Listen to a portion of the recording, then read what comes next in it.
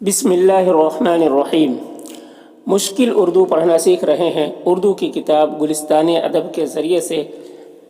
الفاظ و معنی کی تشریح کے ساتھ، اور ابھی جو سبق چل رہا ہے وہ ہے خوجی ایک مطالعہ۔ خوجی ایک مطالعہ، اس کا 5 پیراگراف یہاں تک ہو چکا ہے، اور آج یہ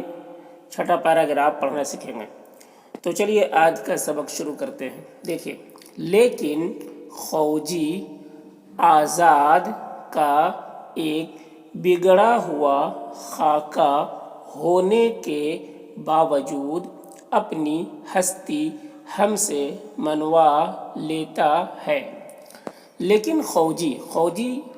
یہ اس کا پورا نام ہے، خواجہ بدیع الزماں بتا چکے ہیں، اور آزاد یہ بھی ایک شخص ہے، تو 2 شخص ہیں۔ کہہ رہے لیکن خوجی آزاد کا ایک بگڑا ہوا خاکہ یعنی شکل، ایک بگڑی ہوئی شکل ہونے کے باوجود اپنی ہستی کہتے ہیں اپنے وجود کو، اپنی ذات کو، اپنی ہستی ہم سے منوا لیتا ہے۔ ٹھیک ہے، یہ احتشام حسین کر رہے ہیں اس کتاب کو پڑھنے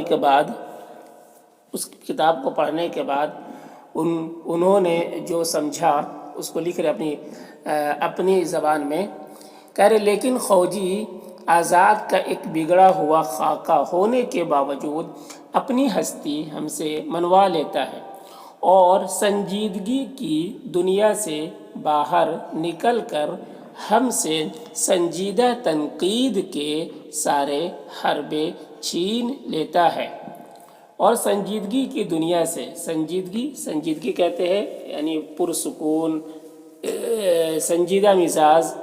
اور وقار والا شخص، وقار اور متانت اور سنجیدگی، پرسکون کہہ رہے، اور سنجیدگی کی دنیا سے باہر نکل کر ہم سے سنجیدہ تنقید یعنی دوسرے کی کمی نکالنا، دوسرے کے اندر کمیاں ڈھونڈنا، تو سنجیدہ تنقید کے سارے حربے یعنی اسلحے، ہتھیار چھین لیتا ہے۔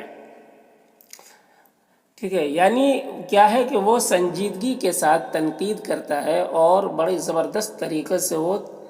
اتنی زبردست طریقہ اختیار کرتا ہے سنجیدگی کے ساتھ دوسرے کی کمی، دوسرے پر تنقید کرنے کے، کہ ویسا کوئی تنقید کر نہیں سکتا، ویسی تنقید سنجیدگی کے ساتھ ویسا کوئی نہیں کر سکتا۔ کہہ رہے اور سنجیدگی کی دنیا سے باہر نکل کر ہم سے سنجیدہ تنقید کے سارے حربے چھین لیتا ہے۔ لا ابالی پن کے باوجود اس میں ایک تسلسل ہے۔ لا ابالی پن کہتے ہیں، یعنی لا ابالی پن مطلب بے پرواہ کو، غیر ذمہ دارانہ۔ ٹھیک ہے، لا ابالی پن یعنی بالکل بے پرواہ اور بغیر کسی ذمہ داری کے ایسا شخص ہے۔ کہہ رہے کہ اس کے اندر مطلب وہ بالکل لاپرواہ شخص ہے اور غیر ذمہ دارانہ شخص ہے، اس کے باوجود کہہ رہے کہ اس میں ایک تسلسل ہے۔ تسلسل مطلب کسی کام کو کنٹینیو کرنا، تسلسل مطلب کنٹینیو کوئی بھی کام کو کرنا کا یہ جذبہ ہے اس کے اندر۔ کہہ رہے لا ابالی پن کے باوجود اس میں ایک تسلسل ہے۔ اس کی افیون کی ڈبیا، افیون یہ ایک نشہ کی چیز ہے، اس کی ڈبیا جو ہے، اس کی افیون کی ڈبیا، اس کے چند زبان زد فکرے، قرولی کی ہر قدم پر یاد، آزاد سے محبت، پانی سے خوف، اپنی کمزوریوں اور غلطیوں سے بے خبر ہونا، اپنے کو حسین اور خوبصورت سمجھنا، اکڑ، غصہ، یہ سب اور ایسی بہت سی دوسری باتیں ہندوستان اور ہندوستان کے باہر اس کے ہر عمل اور فعل سے ظاہر ہوتی ہیں۔ کیا کہہ رہے ہیں کہ اس کی افیون کی جو ڈبیا ہیں، اس کے چند زبان زد فکرے، چند مطلب کچھ، زبان زد مطلب جو زبان پہ چڑھے ہوئے ہیں، زبان پہ رٹے ہوئے ہیں، فقرے یعنی جملے، تو چند زبان زد فقرے یعنی کچھ ایسے جملے جو ان کی زبان پہ چڑھے ہوئے ہیں اور بات بات پر وہی بات اس کی زبان سے نکلتی ہے، تو اسے کہہ رہے ہیں اس کے چند زبان زد فقرے، قرولی کی ہر قدم پر یاد۔ قرولی یہ ایک شکاری چھری ہے، چاقو ہے، اس کو قرولی کہتے ہیں۔ قرولی کی ہر قدم پر یاد، یعنی وہ کوئی بھی بات ہوتی ہے تو بار بار جو ہے وہ قرولی یعنی شکاری چاقو کی بار بار وہ بات نکالتا ہے اور اس کی دھمکی دیتا ہے، یا پھر وہ ٹھیک ہے تو اس کی بات کرتا ہے۔ قرولی کی ہر قدم پر یاد، آزاد سے محبت، آزاد یہ جو شخصیت ہے اس سے بہت محبت کا اظہار بھی بار بار کرتا ہے۔ آزاد سے محبت، پانی سے خوف، خوف یعنی ڈر، تو اس کو پانی سے ڈر لگتا ہے۔ پانی سے خوف، اپنی کمزوریوں اور غلطیوں سے بے خبر ہونا، اس کے اندر جو کمزوری ہے اور جو غلطی ہے اس سے وہ بے خبر ہے۔ بے خبر مطلب اس کو اس کی خبر ہی نہیں ہے، اس کے بارے میں وہ سوچتا ہی نہیں ہے، اسے کوئی علم ہی کہ میرے اندر کیا کمزوری ہے کیا غلطی ہے۔ اپنی کمزوریوں اور غلطیوں سے بے خبر ہونا، اپنے کو حسین اور خوبصورت سمجھنا، اپنے کو وہ حسین سمجھتا ہے، خوبصورت سمجھتا ہے، اپنے کو حسین اور خوبصورت سمجھنا۔ اکڑ، غصہ، اکڑ یعنی ایک گھمنڈ، ایک دم اکڑ کے رہنا، ڈٹ کے رہنا، اور غصہ، بات بات پہ غصہ ہونا، تو اکڑ، غصہ،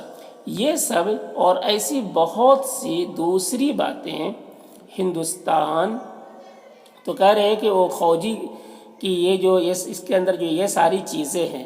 تو کہہ رہے یہ سب اور ایسی بہت سی دوسری باتیں اور بھی اس کے اندر ہے جو ہندوستان اور ہندوستان کے باہر اس کے ہر عمل اور فعل سے ظاہر ہوتی ہیں، چاہے وہ ہندوستان میں ہو یا وہ ہندوستان کے باہر ہو، اس کے ہر فعل اور عمل، ہر عمل اور فعل، عمل کسے کہتے ہیں؟ کام کو، اور فعل بھی کہتے ہیں کام کو، حرکت کو، اس کی نقل و حرکت، اس کے کام سے یہ ساری چیزیں ظاہر ہوتی ہیں، چاہے وہ ہندوستان میں رہے چاہے ہندوستان کے باہر رہے، ہر عمل اور فعل سے ظاہر ہوتی ہے۔ کوئی شخص اس سے سنجیدگی سے باتیں کرنا چاہتا ہے، کوئی شخص اس سے سنجیدگی سے باتیں کرنا چاہتا ہے، وہ اپنی نفسی کجروی کی وجہ سے یہی سمجھتا ہے کہ اس کا مذاق اڑا رہا ہے۔ وہ اپنی نفسی کجروی، نفسی مطلب ذاتی، کجروی مطلب ٹیڑھا پن، تو اس کی فطرت میں کیا ہے؟ ٹیڑھا پن ہے۔ کوئی اس سے سنجیدگی سے بات کرتا ہے، اچھے سے بات کرتا ہے، لیکن اس کی ذات میں جو ٹیڑھا پن ہے اس سے یہ سمجھتا ہے کہ وہ میرا مذاق اڑا رہا ہے، تو وہ اس کی اندر کمی ہے یہ کہ وہ ہر کسی کی بات کو، جو کوئی مجھ سے بات کرتا ہے تو وہ سمجھتا ہے کہ میرا مذاق اڑا رہا ہے، تو وہ اپنی نفسی کجروی کی وجہ سے یہی سمجھتا ہے کہ اس کا مذاق اڑا رہا ہے۔ کوئی عورت اس کا قد اور چہرہ دیکھ کر ہنستی ہے، کوئی عورت اس کا قد یعنی اس کی ہائٹ، ٹھیک ہے، اس کی ہائٹ اور اس کا جسم اور چہرہ دیکھ کر ہنستی ہے، تو وہ سمجھتا ہے کہ اس کی تیز نگاہ سے گھائل ہو گئی، تو وہ سمجھتا ہے کہ اس کی تیز نگاہ سے گھائل ہو گئی، تو وہ کیا سمجھتا ہے کہ وہ گھائل ہو گئی یعنی فیدا ہو گئی اس کے اوپر، وہ یہ سمجھتا ہے، حالانکہ وہ غلط سمجھتا ہے۔ آگے دیکھیے، خوجی میں ایک دنیا دار آدمی کا تدبر بھی ہے، خوجی میں ایک دنیا دار یعنی دنیا سے میں رہنے والا، دنیا میں کام کرنے والا، تو دنیا دار آدمی کا تدبر بھی ہے، تدبر یعنی غور و فکر بھی ہے۔ خوجی میں ایک دنیا دار آدمی کا تدبر بھی ہے۔ میاں آزاد بیمار ہوتے ہیں، میاں آزاد یہ شخص بیمار ہوتے ہیں، حکیم صاحب جو انہیں دیکھنے آتے ہیں، حکیم صاحب، حکیم یعنی ڈاکٹر صاحب جو انہیں دیکھنے آتے ہیں، وہ نیم حکیم ہیں، وہ نیم حکیم ہیں، نیم مطلب آدھا، تو وہ نیم حکیم ہیں یعنی وہ بھی آدھا ڈاکٹر ہے، وہ